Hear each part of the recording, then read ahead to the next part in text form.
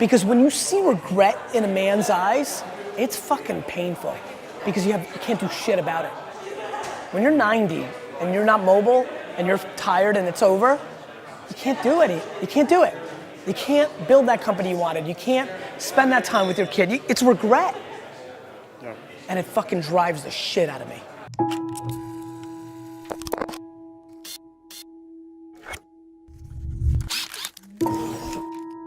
Look, I think failure has to be quantified. If you fail that you never can get up from it again, that's not a good failure. I think failure and adversity are the two things I think about. For me, as an entrepreneur and very entrepreneurial and always in my own stuff, all the failures along the way, even going back to like the baseball card show when I was 13 and I paid $400 for a table and nobody showed up to that baseball card show. That was a learning lesson. Those micro failures were super, super important.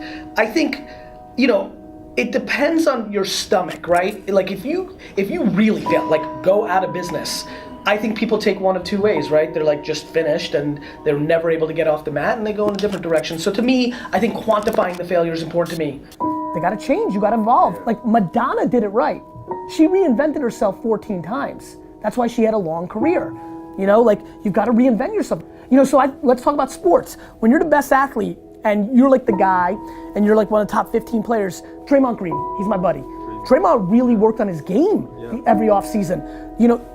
Ricky Rubio, the flashy point guard from Minnesota, if he developed his outside shot, he would have been a much bigger player. He had all the passing skills, the quickness, he's got everything. If instead of going to Ibiza and fucking chicks in the off season, he worked on his 18-foot jumper, he'd be in the game. If you have ambition, your actions have to match that. And too many people are just like not putting in the work.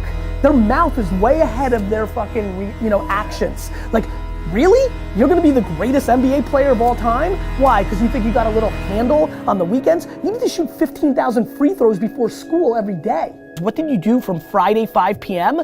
until Monday 7 a.m.? I'm just curious, and I don't think you shouldn't have a weekend, but I think everybody's ambition actually is more predicated on their actions than their words. My friends tell me all the time they're so ambitious, and I'm like, if that's true, then you punt leisure, and you punt concerts at Jones Beach, and you work.